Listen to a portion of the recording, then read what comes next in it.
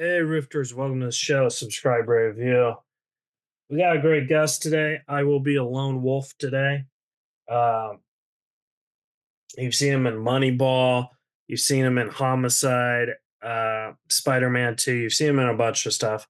And I also wanted to give a quick shout out to Steve Cooper for making this interview happen. You guys, if you have a chance to check out Cooper Talk, check it out. He's almost at 1,000 episodes. So thank you again, Steve, for being a friend of this show and for hooking it up with this guest. The great Reed Diamond will be here via Zoom, and you guys are gonna love it. I think I'm gonna love it. He seems like a really cool dude, and that's it. From Hollywood, California, welcome to Reza Riffs with your host, Keith Reza. Hey, Reed, how are you? I'm pretty swell. How you doing? I'm doing well. I apologize that I didn't ask if you were East Coast or West Coast. I just figured everyone's West Coast. Dude, it's totally cool. I'm just glad I was like, you know what? Because I got into this trouble before with something else recently. I'm like, oh, we don't know what time. I sat down at 1 o'clock in the afternoon on the East Coast getting ready to do an interview. And I'm like, oh, yeah, it's 3 hours from now. So it's all good. For some reason, I thought you were in San Diego. I don't know why. No, where are you? I'm in Los Angeles. Oh, yeah, I know it well. Lived there for many a year. Yes. Yeah. So shout out to Steve Cooper for setting this up. He's like, you gotta get Reed Diamond. I was like, I would love to get Reed Diamond, but I don't like to go through managers and publicists because I think they're mean. You know what I mean? And then he's like, I know Reed, he'll do it. I was like, oh, okay. Coop's the best, man. I mean, I think I first talked to him back when he used to do it in a studio, as if, back in the olden days, right? Before we had all of this sexy technology. Yeah. I like I said this in the opening remarks. I wanted to run it by you. So like, I remember because I used to do a studio too, and then COVID hit, and then Zoom. I think Zoom is great because in the studio there's more energy, but Zoom is a good backup. You know what I mean? Sure. Yeah. But I hate looking at myself on Zoom. And it like makes me feel very insecure because it's like maybe Reed thinks I'm an ugly dude. I don't know. You know what I mean? But like there's all these things you can do because your podcast is audio only, correct? So there's all these things you can do on your Zoom to like you could put in a background, you could touch up your appearance, you can do all kinds of weird shit on these Zooms. You can put like fake eyebrows and clown noses on yourself. Really? Yeah. There's like somewhere when you go into the settings, so you can change your background because it's really funny when sometimes I'll do interviews with people and they've got like the phoniest background in the world, like they're you're in the Trinity University or Trinity College library, but then you can put on clown noses and eyebrows. Check it out when you got some time. Yeah. Never, but Keith, you're very attractive. Oh, thank you.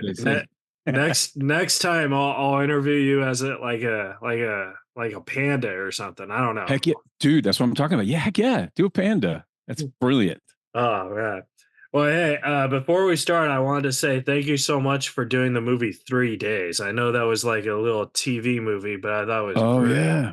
Oh, yeah. Thanks, man. Yeah. So that was, I like made for TV movies. Like that's my thing. Cool. All right. We'll talk about that if you want. Talk about anything you want. Yeah. No, I just wanted to say it. Thanks, brother. Because I feel like nowadays, because like I always wanted to be an actor, and then like I remember growing up, it was like, oh, we got to do movies and stuff, and like everyone didn't want to do TV and stuff. You know what I mean? And now it's the opposite, where like everyone wants to do TVs, and I feel like no one really wants to do movies. It's really changed. Yeah, back when I first started, I mean, we can talk about this if you want, but like, there was no crossover except, let's get going. Let's talk about anything you want, man. It's already started. Oh, cool. We're doing the interview right now. Oh, Keith, that's awesome, brother. Okay, cool. So I thought we were just like warming up and getting. No. Oh no, dude, this is awesome. Oh, Keith. Okay, here we are. Oh my gosh. Well, hey, For those of you still with me and Keith, I'm Reed Diamond. No, hey, buddy. So, yeah. So, no, that's so funny. Okay. So, yes. So, TV movies are great. But yes, back in the day when I started, yeah, there was no crossover. You either a film actor or a television actor. And I was really lucky, though, because my first sort of big TV show that I was on, Homicide, Life on the Street, that you got film actors who wanted to do it. You got film actors, you got film directors who came and directed. They would poach guys who had just done one nice independent film, which is now sort of de rigueur. That's how things go. Yeah. But they would bring them in to do the show. But we got so many great film actors to guest star. You get James Earl Jones or Robin Williams. And now, of course, obviously everyone wants to do TV. So thank you very much for taking all of our jobs, movie actors. You know, now you're competing against Gary Oldman for your spot on whatever show it was. But you asked about TV movies. TV movies were great, man. And TV movies I met my wife on a TV movie. We did a thing called Scared Silent. The movie was somewhat forgettable, but obviously the marriage, we met 22 years ago. In fact, this week. Whoa, congratulations. We were up in Winnipeg, Manitoba, and we met on the movie and fell madly in love and have been together ever since. In fact, went back there to, like, I asked her 4 months later because I knew I was going to marry her. So we went back there and got our same room in Winnipeg and got married. And but TV movies were great because they also used to drive up the money truck. There used to be the businesses. I mean, I've been doing this for a really, really long time, and I've seen, there's been so many peaks and valleys and ups and downs, and I've seen it change many times. But in the old days, especially, you have to remember too, and it's very hard to remember. When I first started, there were 3 networks. That was it. There was just ABC, CBS, and NBC. I mean, Fox started in the mid 90s, but when I first started, those were it. And they made tons of these TV movies. And as a kid, you'd grow up watching them, but they were a big thing to get. And I remember I used to work for NBC a lot. I did, but I mean, I worked with so many cool people. So I mean, Hallmark Hall of Fame, which we don't even remember, you may not even know about, but like now there's the Hallmark Channel and they do sort of the very romantic. In fact, my wife is on a Hallmark TV series right now, The Way Home with Andy McDowell, but Hallmark Hall of Fame used to have these really classy movies that they would show. It would be these TV movies, but they'd be done by film directors and you'd have film actors. So, I mean, there was a famous one with Christopher Walken and Glenn Close, and they get all these people to do them. And they always did something classic and something literary. And so I did my first Hallmark movie was a Willa Cather novel, Oh Pioneers.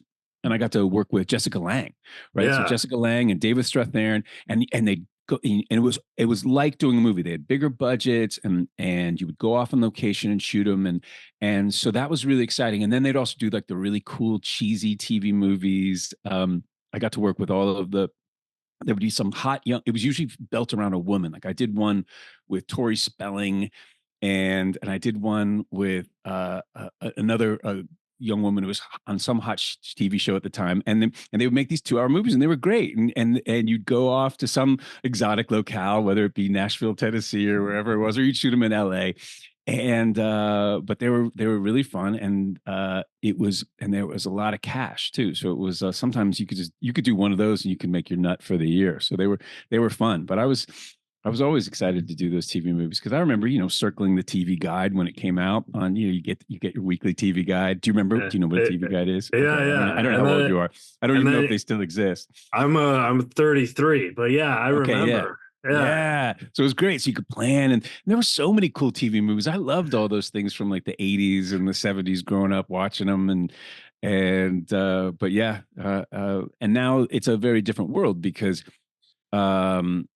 I mean, with the golden age of television now, or that we've been in for the last 20 years, when you had this expansion with HBO and Netflix and all the streamers and the cable, the premium cable and the basic cable networks. Now there's just so much product, and it's been so interesting how the storytelling has changed. So now it's interesting. There's far fewer films, really. Yeah, in so many ways, and I think that's become.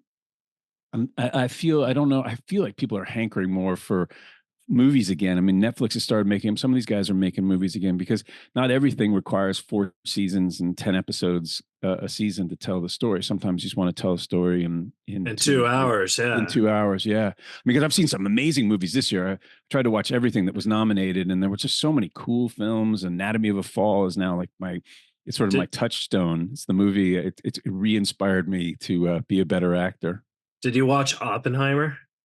I did. I did. Yeah. What was your Um, thoughts on that? uh, it, it's a best picture. It Yeah. wasn't my favorite picture of the year. But I really, there was some foreign films, A Zone of Interest and Anatomy of a Fall, like blew me away. Like really, sort of just watching that level of filmmaking. So it gives you hope too, because obviously, because everyone's staying home and watching stuff on television, because you used to go to the movies to see an independent film, right? Yeah. And now really you just go to the movie theaters, or it's become, especially post pandemic, but it was getting that way pre pandemic, where you really needed to get people out of their houses. Everything had to be sort of eventy, superhero movies or tent poles. And so it was, I didn't know where you were going to see foreign films or independent films. You kind of had to wait for them to come on TV. But, Or you uh, go to a foreign theater. well, yeah. Oh, do you mean like in another country, Keith, right? Are you talking about, yes, you might go to a foreign land, points beyond the United States. Right? But I mean, growing up, that was always the cool. There was always the art house theater. I mean, they're few and far between, but it feels like movies are coming back. Like my wife just did a movie last year with Nick Cage, Dream Scenario. Did you see that movie? No, but I love Nick Cage. Yeah, and it's an incredible movie. Incredible. Christopher Borgli directed that. A really cool Norwegian director. So there's a lot of cool filmmakers out there, and I feel like it's coming back, because, but that's also the way everything goes, right? Yeah. The wave comes in, and then you go, okay, okay, okay, and then another wave comes in, and so it's an exciting time. It's good to know though that there's lots of great artists still out there making interesting and wonderful films. I wanted to ask you because Yeah, you've done movies, TV movies. yeah. When you read scripts, do you what turns you on about a script? Is it the story, or are you a guy who could visually see what's going to happen? What turns me on about the script is, well, that they offer it to me, and there's a lot of money. Oh, No, right, I'm just yeah. kidding. No, come on, Keith. That's not That true. always, That's yeah, that's not true at all. No, yeah, no. I mean, well, I mean, there's an old saying: if it's not on the page, it's not on the stage, yeah. right? And everything starts with the script. So there's nothing like reading good writing, and there's nothing like being present, and you know it immediately. I mean, there are scripts. I can't tell you how many scripts, beautiful scripts that I've picked up, and on the first page, all right, just the nuance of the stage direction, I go, I want to be in this show, because you can Oh, tell. nice. You Yeah. can tell, you can tell instantly when you're reading something amazing. And then, yes, obviously, as an actor, you're excited about the script, and then you're excited about your character, right? You want to have something to do, something to play with, and something active. And I've been really lucky. I've had a long, long career, and it's still going on. And so it's funny though, but you ask what gets you excited. Like now, what happens is, I guess this now has become the theme of like waves and recurring and ups and downs. You start at a certain point, you've played a certain character back to back, right? You go through Right. the periods in your life. You're talking about the TV movie period. When I was first doing the TV movies in the early 90s, I was always playing the boyfriend, right? I was always playing the boyfriend. I didn't want to play the boyfriend anymore. I wanted to be a cop. And I was tired of playing the boyfriend. And I remember going to a manager I had at the time. She was terrible. And I said, I want to be a cop. She's like, you're not going to play a cop. You got to do more kissy face. No one's going to give you a gun. You have to do more kissy face. And I was like, I don't want to do any more kissy face. And then I get a cop show. I get Homicide: Life on the Street, right? And now I'm playing cops. But then after that, I'm only playing cops for a while. And then I play FBI agents. I grew up to FBI agents, and then lawyers. And that started to get, because once someone sees you doing something and you do it well, or it's successful or not even, they then keep offering you that role. Yeah. And then sort of every time you want to change somebody's mind, you're going to have to prove it. So you're going to, then you call up your people and you say, hey, all right, I know people don't see me this way, but if these parts come along, I'd be very eager to read for them. And then, yeah, you get them, and hopefully, and then you change people's minds. And then my hair turned gray, and as You soon as probably got a lot of bad guy roles. I got, and Yeah. it's instantly, Keith, that's exactly it. So as soon, and it was a gift, because I didn't play bad guys forever, and I love bad guys. Bad guys they're the most fun. Acting wise, there's nothing better than a bad guy. Career wise, it can be quite detrimental to your bank account because they always die. Right. Right. So, so if you're on a show and you're the bad guy, eventually you're going to pass away. You're going to meet an untimely fate. But, and then that's great. And then it's funny. I just had this conversation and we've just changed it up with the next thing I'm about to do, which unfortunately I can't talk about yet. But I called my manager at the beginning of the week. I go, so just rich evil dudes. I really want to play this other type of character. And you want to be a poor evil dude. I want to be a poor evil dude. You go because and it's great, but that's the wonder of this path. What's so fun about doing this and having done it for a long time, it's your career is like your life. It's a living, breathing thing, and it changes, and you go down different paths, and sometimes the paths lead to dead ends, and then you find your way again. And there's definitely, as we were saying, peaks and there's valleys, and it's a great adventure. And I could never have imagined where I'd end up. Yeah. And I don't know, who can really. And so many years ago, probably over 20 years ago, I started just giving myself over to that. Because as a young man, you certainly go like, this is what I want to do, and I won't do this. I'm only going to go towards these kinds of parts. And then at one point I was just let's just say yes, and opened up that world. And you certainly get much more from saying yes, because I remember when I was a young actor, older actors would say to you, the only power you have as an actor is saying no. So you control your career by what you don't do. Right. And when you're young and you're full of beans and you think your shit doesn't stink, you say no to a lot of things. And that might have been good, but I think I regretted some of the things I said no to. And then I just started, I was doing improv comedy too. So, the number one rule of improv is yes and, right? Oh, So, yeah. right. So Which I think we should change that rule. It should be like no and or something. I don't know. No, but yeah.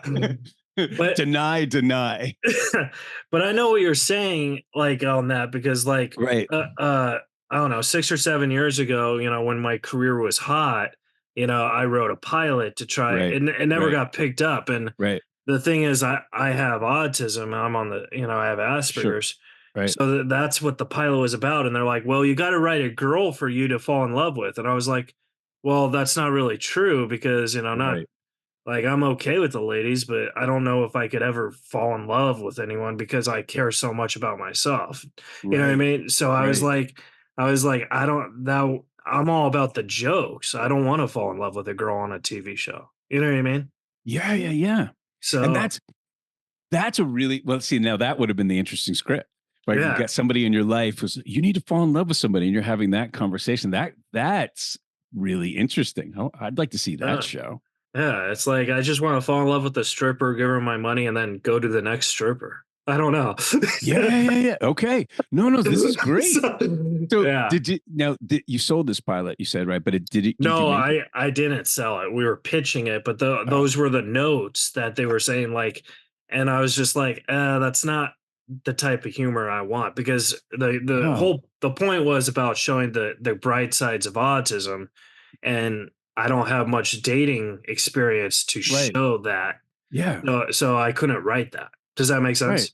Of Yeah. course. Of Yeah. course. And like also like I love that they're telling you what your life should be like. And Yeah. I think you might have a little more insight on Yeah. the autism spectrum and And then Asperger's than they and do. then Yeah, Love right. on the Spectrum and Right. all these Spectrum shows hit, and I'm like, maybe I should have took their advice. I don't know. But I felt, you know what I mean? I Because do know what you mean. I was more of a joke, like I want the jokes and not really, but I get what you mean by I don't want to be the dream boy anymore. I want to be a cop. And that's when then you got to be a cop. And I wanted to ask you, like, Yeah. did you like ever ride with other cops and like talk about how to do their job while you were preparing and stuff? Actually, it was way before I even got this gig. So what had happened was I grew up in New York City and I started my career in New York and did theater there, went to theater school there and did all the jobs that were there while I was, in fact, when I left, the only TV show shooting in New York was Law and Order. Yeah. And I the original, and I did it season 2, and that was it. So I left. I went to LA, and I wanted to go see it. And you land in LA, and LA's gorgeous, right? It's just coming from spending the first 24 years of my life in New York City, and then you land in Los Angeles in January, and you're smelling the jasmine blooming, and everything's gorgeous, really pretty. So, and also funny story about that. Let me sideline because I'm going to go right back to this cop story thing. Okay, cool. The difference between New York and LA was so stark back then too, because I remember you'd audition in New York, and it was just always just a harrowing experience. It was just some sort of like Eastern European, just sort of gulaggy. You'd just be in a tiny room with 27 other actors. You'd hear them audition, and it was a very sort of a, how do I put it? Trial by fire. What doesn't kill you make you stronger. Just a very harsh environment. People were like, "Next, get in here. Is that what you're going to do?" Okay, it was really intense. And then I remember I'd go to my first audition in Los Angeles. I'd rented a car, and somewhere in Beverly Hills, and I drive up, and it's easy to park, and in your car too. So because the other thing is that when I go to these auditions in New York City, it'd be the middle of August. You're walking 18 blocks from the subway or whatever on those long avenue blocks, and you're just drenched in sweat, and your hair's all frizzed out by the time you go into your Arby's commercial audition or whatever the heck it was at the time. And then you get to Los Angeles, and I'm in my air-conditioned car. It's like your own little office on wheels, and you feel great. And I pulled up to this first audition, and there's this lovely reception person there. And I said, hi, I'm Reed Diamond. I'm here for the blah, blah, blah. And she's like, oh, Reed, we're so happy you're here. And I was like, you are? And and it's bullshit, right? Like it's not, but I was like, oh, this is great. It was just this level of niceness, even if it's put on or whatever, I can get used to this. But anyway, so I get to Los Angeles, and I'm auditioning, and working, but I had some sort of mid-20s, early 20s, sort of not midlife, I guess existential at this point, crisis. And I go, oh, I don't know if I should be an actor. Is that a real thing? I should do something real. I think I'd always in New York, I'd always thought about being a cop. And I go, I think I'm going to become a cop. And so I had some friends who were cops, because a bunch of LAPD people they earn extra money, or they work as actors. They do background stuff, and they work on commercials and things like that. So I met this really cool cop, Ron, and he's like, "Hey, man, he took me to the police academy, and we toured the police academy. And he's like, do you want to go on a ride along?" And I'm like, heck yeah, I want to go on a ride along. And so Ron took me on a ride along in Watts, and this is the early 90s in LA. And it was just, I guess I probably shouldn't say all the things we saw, but it was very intense. But the most striking thing about that experience was all the cops I met, they all wanted to be actors. Yeah. And I was like, oh, and I realized it's my calling. It was what I was meant to do. I'm meant to be an actor. So, but in that moment, I go, okay, but one day I want to play a cop. I want to play it realistically. I want to play it truthfully. And so I spent a couple of years just researching. I read every sort of contemporary nonfiction book there was on police officers in New York or Chicago or Boston or whatever. And I've been sort of preparing to play a cop. And then I remember I was sitting in Vancouver shooting a pilot, and I'm sitting in my hotel room, and the premiere episode, the pilot of Homicide, came on the air. And I remember watching it, and I go, oh my God, I want to be on this show. I'm going to be on this show. I have to be on this show. And 2 years later, you're on the show. I got an audition for it, and I was prepared, and there was an amazing scene. They had written a beautiful scene. It was a perfect interrogation scene, a real homicide interrogation scene. No, no throwing the phone book at him. It was like a really beautifully written scene, and I luckily got it, and I got to live that dream and work on an incredible show with that amazing cast and amazing writers and incredible directors and incredible crew. So I got to, be a cop on. And back then too, we talked about there were networks, and it was at that time, there were only 4 networks. HBO wasn't making anything. So we made this cop show, this cutting edge cop show on network television, which had challenges of its own. I mean, now, to me, my favorite show is The Wire, which is David Simon created that. And just David Simon wrote the book Homicide, which our show was based on. He spent a year with the Homicide Squad in Baltimore and wrote about that. And that's an amazing book. In fact, if I ever play a cop, I always reread that book right before I start it. But we did what we could. I mean, you just couldn't say, any 4-letter words. There was a lot of sons of bitches and hell. Right. And things like that. But it was an amazing show with amazing people, and was a real gift. So that's like very interesting, because like I've heard like what actors will do, they'll go prepare like that, where like for example I wrote a script. It was like a Right. dark thriller, Right. and it was pretty dangerous stuff. It was Right. about underground kidnapping of kids and selling them for prostitution. So it was pretty dark. And then my screenwriting teacher said, you should go to a cop and have him read it and see if everything's legit. I was like, Yeah. that's the last thing I want to do. You know? Exactly. Red flag. Oh, Keith. Then they're gonna check your search history on your computer there. Buddy. I was like, no, because I don't know if they could realize that you know. So, but it's just so weird how like the different vibe for a writer and an actor, because I feel as an actor they're more acceptable to that, but as a writer they think there's something wrong with you for writing something like that. You know what I mean? Well, it's interesting because it's a sort of you're the origin of that story, right? So if you're creating something from whole cloth as a writer, that's the first step. So it is your idea. So it's but like it's like I don't want to be like, oh hey. Like, I don't know. Like the guy who wrote Seven, you know what I mean? Yeah. I think that's one of the best cop thrillers in the world. Right. You know what I mean? It's so good. Yeah. But then like when, I don't know, like when you're reading the script, if you just showed it to some random Joe who doesn't know anything about storytelling, maybe they might think it's odd. I don't know. Does that make sense? No. That's the beauty. I mean, that's what we do. You get to go into worlds. I mean, that's one of my favorite things about being a creative person and working with other creative people is we were talking earlier about just saying yes and not knowing what's coming next, and that's it. You enter into worlds you never thought you would have entered into. I mean, this one it was something that I knew would probably come up, and it was something I was really interested in. But I can't tell you how many worlds I've been thrust into that I never would have imagined myself researching and learning about. And as a person who's hungry for knowledge and loves history, and I always enjoy the detour into some realm that I never thought that I would explore. Yeah. So it's cool. And then with a writer, I mean, that's the beauty of, I mean, it's funny because well, not funny. It's just coincidentally, I've been an obsessively reading for the last, especially during the strike, of just reading and reading and reading.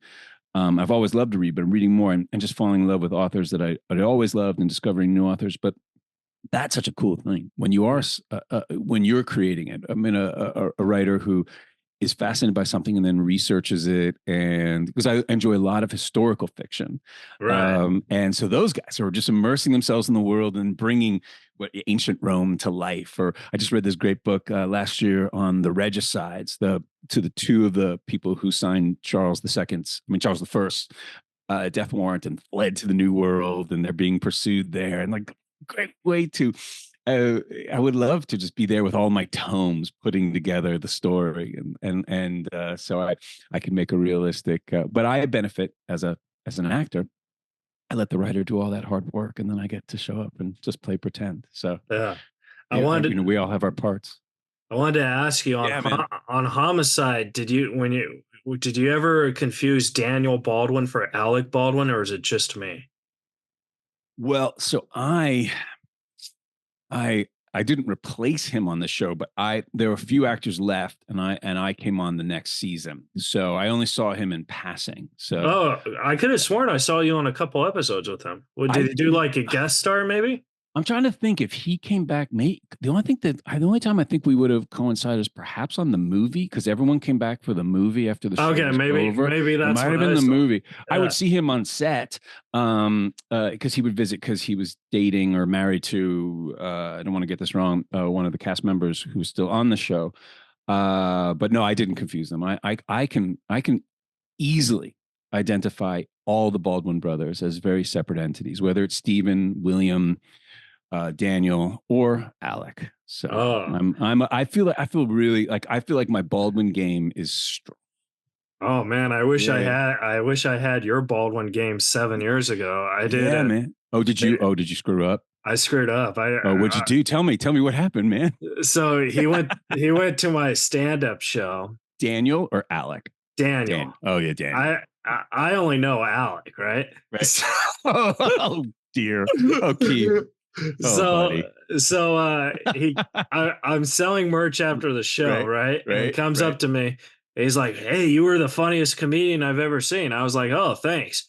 And then I looked at him, right? I was like, "Has anyone ever told you look like Alec Baldwin?"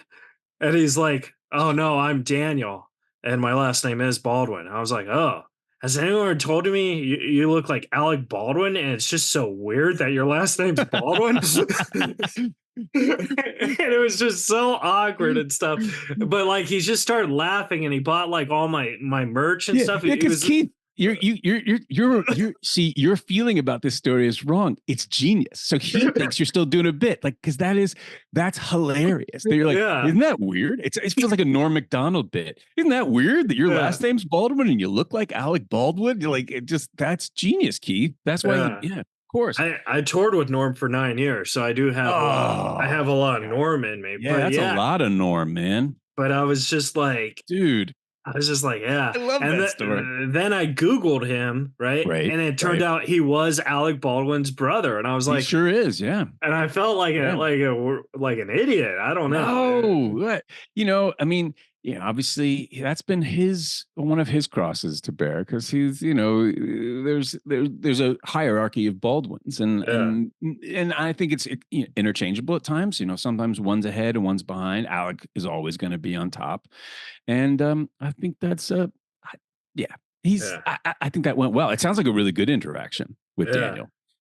So If I had a famous brother and I looked just like him and yeah, like people got me yeah, confused, I would like yeah. sign autographs for him and I'll just like say something like really mean, like don't watch my movies anymore or something just to make my Yeah. brother. I don't Well, know. it's like, there were two Gallagher brothers, right? Yeah. Yeah, right. And he would go out and do his act, right? Definitely, yeah. That's really cool. So that there's positives to that as well, right? You could just if you're lazy, if you had a brother, you're like, hey, look, I don't want to do the show tonight. And you send out your other brother, right? The other Gallagher. Oh man. Oh You man, got my favorite because I get it. I go, people tell me, hey, you look like that guy. And I go, wow, it's interesting. I am that guy. Like, no, you're not. yeah. And I'm like, okay, great. That's great. Yeah. I can't wait to get that for me. It'd be like, hey, you look like that You look guy. Keith. Yeah. Yeah. I'm like, oh no. No, I always say, no, I'm not the kid from 2.5 Men. And I go to shop. I don't know. There you go. Yeah. You Uh, should tell people you are that person. oh, That yeah. would be funny, right? Get the free lap dances. I don't know. Yeah. Yeah. So this happened to me. So I was driving through Oxnard and I stopped. Whole Foods Wait, Ventura Oxnard? Yeah, Ventura Oh, Oxnard. okay. Yeah. Yeah. Farmville. Yeah. The Oxnard. And at the Whole Foods there, they were the first Whole Foods to have a bar. So I popped in there and I'm like, yeah, I'm gonna have a beer. Yeah. And so order a beer, and then the bartender, pretty tough looking dude. He's like, hey man, it's good to see you again. And I'm like, oh, I've never been here before. He goes, no, man, we hung out. I'm like, we did? And I go, honestly, I've never, this is my first time in here. It's like, no, not here, man. We hung out at some club in fucking Oxnard. And I go, and I go, oh, that wasn't me. And he got pissed. He's like, why are you clowning me, fool? And he was like, and I could see he was like really steamed. And I go, sir, I just want you to know, I've literally I've never stopped in Oxnard before. I've never been. I don't even know where the clubs are or downtown Oxnard. I've never been there. And then he's like, oh, okay, but I think you recognize, you think I'm an actor. I'm an actor. And he goes, yeah, I know you're on that show. And I go, at the time I was on Franklin and Bash. And it turned out, long story short, there was a fellow at the bar in Oxnard pretending to be me to pick up chicks. And what was even better, it's like he didn't even know my name. I go, he's like, yeah, the guy goes around, he says he's Damien Karp. And I'm like, but I was like, but does he know my name? No, he just tells the girls he's Damien Karp from Franklin and Bash. And he's like scoring, I was like, well, that's amazing. So you're my doppelganger. I'm glad I was able to, get someone some action. But it almost that happens all the time, I bet, though, with everybody. Like if you look if you like, look, sure, yeah, why not, right? Yeah. I mean, so I'm willing to bet that happens to everybody. Yeah, it's pretty good, man. You get well, but I feel bad for him. I mean, like, you're not going to get much action off of resembling me. So, I mean, I'm glad that someone was semi-successful with that. I feel more bad for the person they're trying to hook up with because they think they're actually hooking up with a celebrity, but they're just acting they're hooking up with a guy from 7-Eleven. I don't know. Celebrity in air quotes. Yeah, exactly. Damien Karp from Franklin and Bash. I don't know. But it's kind of like I told a girl once I was a producer, right? I'm producing a big movie, right? And then we hooked up, and then the next day she saw me at Ralph's. She's like, I thought you were a producer. I was like, oh no, I do the produce. I'm a producer. I hope that's a bit from your act, because that otherwise we need to talk. You're canceled. Thank you. I did actually, there's another Reed Diamond. I don't know if you know this. If you looked at it's not on my IMDb, but if you Google me, they list like all these credits that this of a child actor, and then there's like a 12-year gap, and then my credits. Yeah. But there's another Reed Diamond. We're the same age. He was a child actor in the early 70s and then retired. But he did an after school special called Sarah Summer of Swans. Yeah. And it played at my public school, PS 84 in New York City. And I'm in like 5th grade. And he looks possibly close enough to me. I think he's blonde hair and blue eyes and how I was at the time. And they show this. It was an assembly. So the whole school's there. And Sarah Summer Swans concludes, and then the credits come up, and it says starring Reed Diamond. And I remember like Lisa Rodriguez, who was in my class, who I had a crush on. She just turned to me, she's like, "Is that you?" And I'm like, "Yes, that was me." so I've done it too. So this comes full circle. We've all pretended to be other people, so that we could get attention from people we're have crushes. That's how it works. That's the nature of the world. I think that's so I did want to talk about Moneyball for a second. Okay, let's talk about it. Because Moneyball is one of those movies where I think it's just perfect. And I don't think I don't think there's a lot of movies that are just perfect from beginning to end. It is a perfect movie, yeah. Yeah. I mean, it's funny because I was one small part of it. I had that great scene with Brad, but when I went to see the movie, I felt the same way you did. I just love that movie so much. And it reminded me so much of all my favorite movies, the American cinema from the 70s, or Lumet and Scorsese movies, and where everyone was so good and the story was so good, but all the actors, you believed everybody. And I see how it happened in that movie. Bennett Miller, the director, is a genius, and the process for that film was incredible. I mean, the scene I did with Brad, that was the first scene on the first day of shooting. Oh my God, really? First scene on the first day of shooting. And it was a Monday. We'd come in on the Friday. To rehearse. And then we shot it at the LA Times building in downtown LA. And I remember, I guess Sorkin had written the script, but we're rehearsing, and Brad comes in on that Friday. He goes, I've written a version of the scene. And which is usually alarm bells go off, because usually if an actor rewrites a scene, especially a star, it's not going to go your way. But Brad is the menschiest of the mensches, and he'd written this scene, and he'd given me much more to do. He'd written me a better part, and so but Bennett being really cool on that day, we rehearsed both. We rehearsed Brad's version and then the original version. But then on the Monday when we got there, we improvised. Yeah. So we improvised, and we shot it on film. So we shot Brad first, and we shot Brad's direction first, and we would improvise until they shot film. So we would improvise until the mags ran out, till they had to reload. And it was incredible. It was so much fun. And we'd go crazy places. We did this whole like one Star Trek Captain Kirk thing. Like we'd go all these interesting places and then come back to the lines as they sort of fit in. But by the time we went to lunch, we'd done 6 hours of improvising, going his direction, and you just stop acting. And I love to improvise. I mean, it's my favorite thing to do, even on a scripted show. Like I try to break it up by throwing stuff in because it's that real life, it's the surprise, it's the accident that's so good. But it's also healthy too. It's really healthy. It's really healthy. I mean, the only thing that made me nervous on that day, so we go to lunch. We'd shot Brad's side, and we go to lunch, and some of the background guys come up to me at lunch. I go, Reed, man, you're killing it. That was awesome. And I'm like, yeah, it hasn't happened for me yet, right? We haven't shot so everything I did, that doesn't exist yet. It doesn't exist, right? So I was a little nervous because I thought, oh my God, I don't know if I can improvise for another 6 hours after lunch. But then when we came back, Bennett had just sort of given titles to each of sort of our improv chains. And he's like, all right, do the Captain Kirk one, do the, Wizard of Oz one, whatever it is. And then we just did it. And I think we got my coverage done in about 2 hours. But yeah, I was really lucky to be in that movie and to work with somebody as incredible as Bennett and as incredible as Brad Pitt, like just the coolest of beyond what you would dream of. And that scene, that was one of those, just from that one scene in that movie, I don't think I had auditioned for like another 7 years. I can't tell you how many jobs I got off of just that one scene, which was incredible. And I still love watching it. And it was just really fun to do. My only contribution was, I remember when I showed up, and it was incredibly written script, and everyone's like, okay, so you're playing Mark Shapiro. And I'm like, I think it's Shapiro.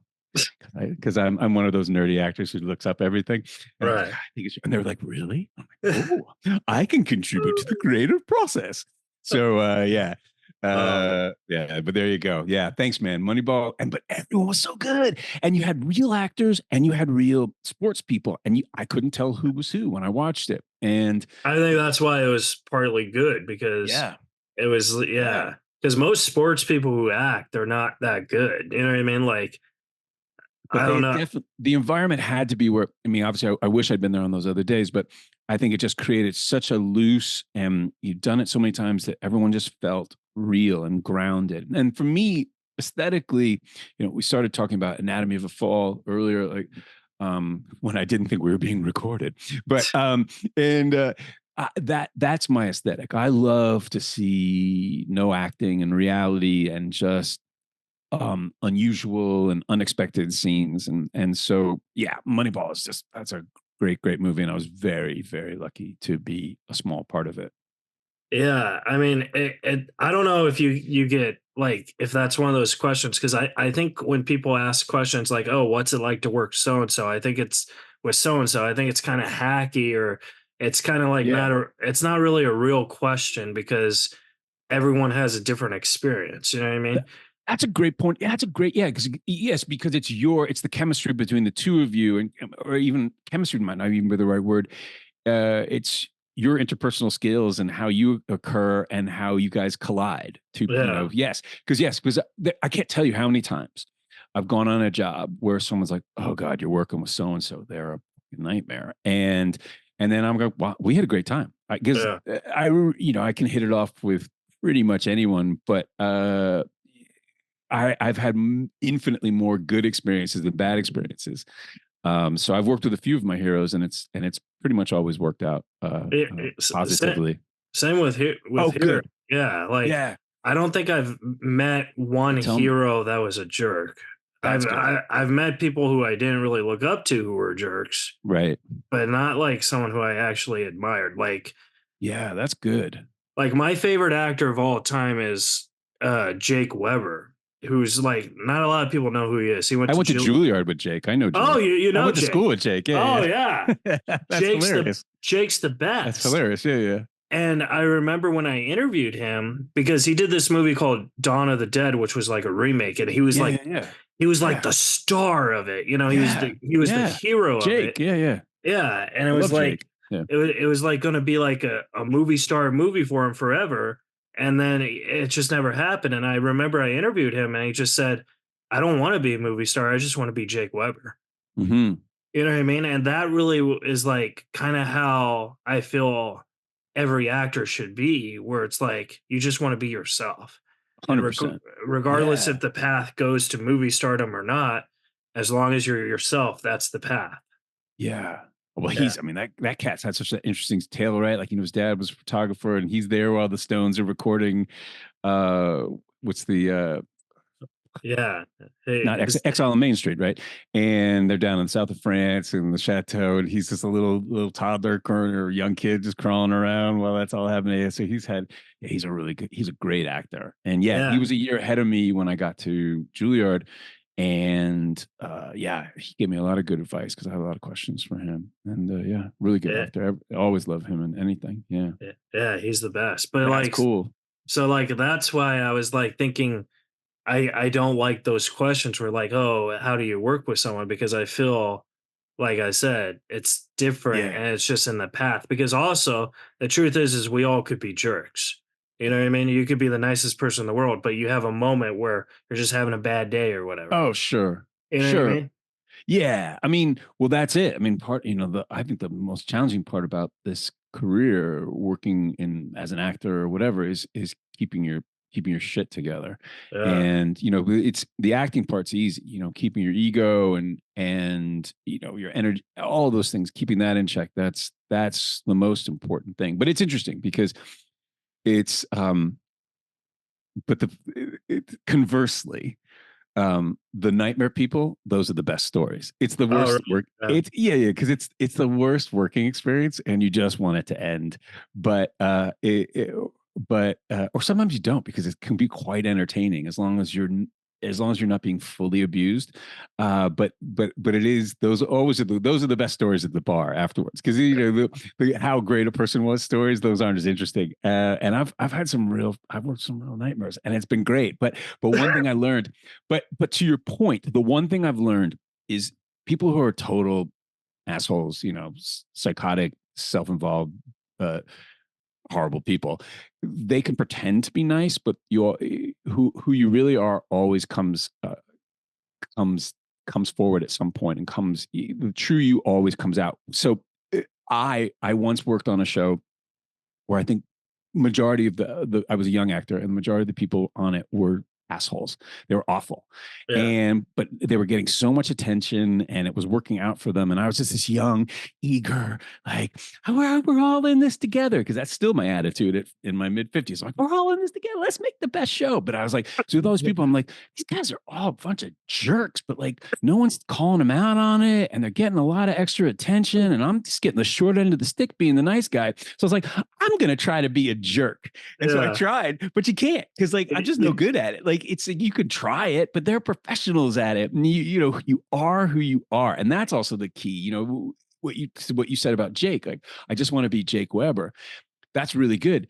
I just want to be Reed Diamond, but it takes you a while to find out who you are. And that's part of, especially because I've been doing this since I was a teenager. That's the most interesting and challenging part of it, is you're maturing as a human, as a man, as as you're making your way through this career. And I mean, obviously that's why certainly child stars often have a rougher transition to adulthood, because how do you deal at a young age where your brain's still forming, where everyone thinks everything you say is funny and you're cool and you get anything you want, but because and it's not really necessarily true, and then you have to transition to real world. It can be challenging, because it's challenging enough uh when you're an adult, and Yeah. suddenly you're getting different attention, and you're having some degree of success, and suddenly your jokes are funnier and they weren't any different than they were the day before. So um It, keeping it's oh, also sorry, yeah, maturity too. So like that's the older you get, the yeah, wiser you get. So I think like that's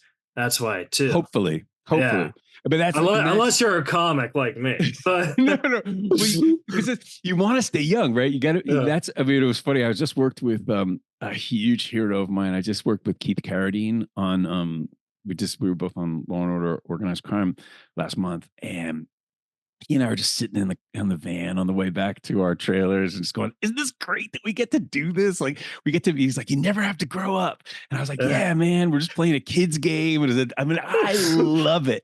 I love it. My daughter is like, she's like, my daughter's 15 and she's like, yeah, I'm surpassing you in maturity. And I'm like, you absolutely are, right? Because to do what we do, you have to maintain that playful childlike spirit, but then you do but you do mature and you grow up and wisdom is, hopefully you get some wisdom. And I've been lucky enough to, work on myself and see a lot of things and also have, as we talked about, these ups and downs, because no one learns anything by success. And I've had a shitload of fucking failures and I've learned a lot from it. And it's important because it creates resilience, but also it keeps your ego in check, and just remembering that, okay, life is that's the nature of life, and having empathy and humility, and then moving forward and growing, hopefully. I mean, that's obviously, what is the unexamined life is not worth living, or the unexamined life is not worth living with. Right? Some Shakespeare thing. But hey, right. Reed, I want to respect your time. Are you cool? Yeah, let's go, okay. man. Let's keep going. Okay. I got nowhere to be. Yeah. I have 3 more questions. Heck yeah, I want to hear them, Keith. Okay. So this is like a real question, and that's followed by a joke question. Awesome. I'm ready for both. Okay. Okay. So you can't believe everything you read on the internet, but sometimes it's true. So I was wondering, is it true that you're best friends with Tate Donovan? Is that what it says on the internet? Yeah. I love Tate Donovan to the moon and back. So Tate Donovan and I are very good friends. And so the way we met, my first movie was a movie called Memphis Belle. Yeah. So I don't know if you're familiar with that movie, but Matthew Modine, Eric it was Stoltz, like a Patron, like war. It was a B-17 bomber. And so we were only the second movie to ever have a boot camp. So Platoon, which with Charlie Sheen, one of the Sheen brothers, or part of the Sheen family, as we're going with family themes, they were the first in the Philippines, and then we shot our movie over in England, and we had a boot camp run by some Royal Marines and ex-SAS guys at Lord Fulford's Manor and some in Devon, England, and we were out doing maneuvers one night, and me, Tate Donovan, and Eric Stoltz, 3 of us shared a one-man tent. We were out in the middle of the woods in the middle of the night, and we shared, and from then on, we were best pals, and we've been best friends ever since. We all call ourselves. Well, interesting. A Tate Donovan story is even funnier. They call him Reed, and they call me the real Reed, because the craziest thing was he and I would be on different shows, and they would call him Reed. Right. Because they thought we looked alike when we were this is in the 90s, and then we also all played brothers. So they came on Homicide and played my brothers, the Kellerman brothers, and the only time we were ever allowed to improvise on Homicide, because no one could rein the 3 of us in. But yes, I adore Tate Donovan, and we are very good friends. Yes. All right. Tate's everybody's friend, though, because Tate is the mayor of the world. Like, nobody doesn't know Tate. Tate knows everybody. He's so crazy talented, and everybody loves him. Cool. And this is the joke. This is the joke. Okay, this is the joke question. Okay. Does Tate Donovan owe you any favors? Tate Donovan owe me any favors? I feel like you have inside knowledge with these questions. I feel like you know things I don't know. I want to reveal. Does he owe me any favors? Look, we were young men together. We've shared a lot of secrets and intimacies. I think I owe him more favors, because he single-handedly, he housed me. Both those guys housed me when I first came out to Los Angeles. I stayed at 2 of Tate's places, and I stayed at Eric's place forever. So if anyone owes anyone any favors, I owe them favors. Ah, crap. Anyways, next question. That's the joke question. Well, I know.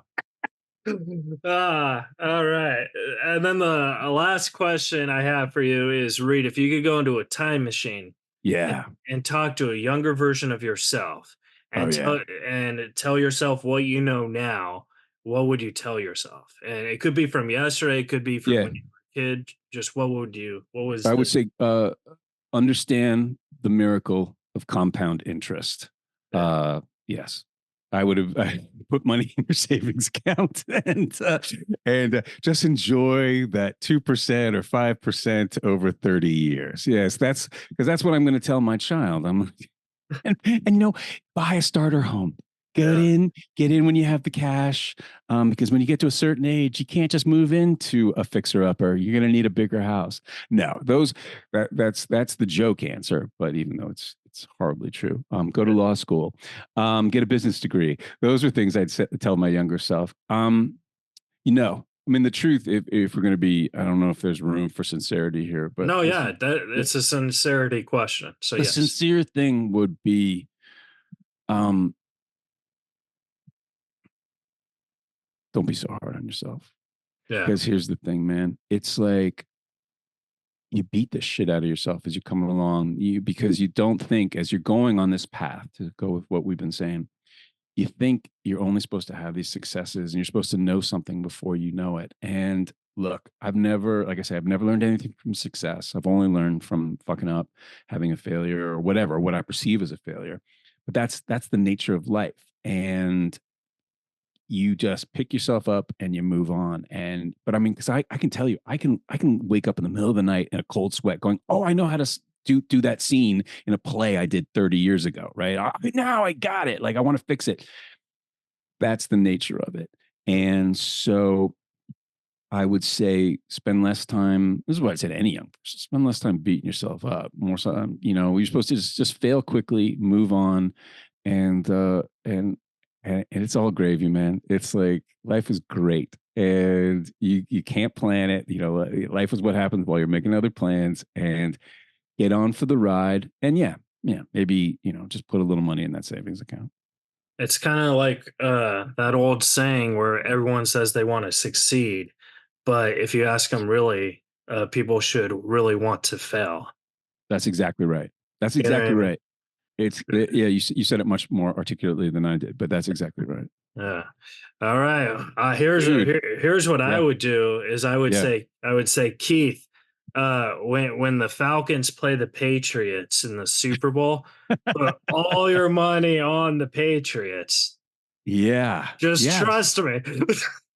It's always that. That's the story. That's the writer in you. It's always about fixing. Yeah, exactly. The Well, one Reed, gambling mistake. Keith, this was a pleasure, man. thanks for being my best friend for 45 minutes. I really appreciate it, man. Dude, I hope we do it again. You were a delight to speak with. Oh, I would love you to Yeah, have you anytime. You could be a yeah, man. Razor Roost regular. Hell yeah, I'd be like a Razor regular. Yeah, I'll make you the co-host. I'll be like, hey, this is the co-host. Dude, let's do it. Yeah. All right, I'll be your sidekick, brother. I'll let's just do it. I'll make you look good. Yeah. Just throw in a couple of Bon Mots. I'll be your Andy Richter. Let's do it, brother. All right. When I get when I get Tate on the show, I'll be like, Oh psychic. yeah. Uh, Yeah. where can the folks at home follow and support you at? The best place to find me is on Instagram. I am the Reed Diamond, THE Reed Diamond, because someone else took my name. And that's because I'm into the pretty pictures. I just, that's everything else is just filled with misery and hate, it seems like, out there. So the Reed Diamond on Instagram. Do you think the person who took your name was the other Reed Diamond? I wish. I wish. Uh, There was well, some rapper named Diamond Reed, and they just reversed it.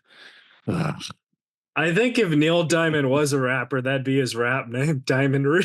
it should be. Well, Reed, have a great day, buddy. This was awesome, man. All right, Keith. Thanks so much, man. I'll talk to you soon. See you, All right, buddy. buddy. Bye. All right, guys. Subscribe, rate, review to the show, and we'll see you guys next week on Resurgence.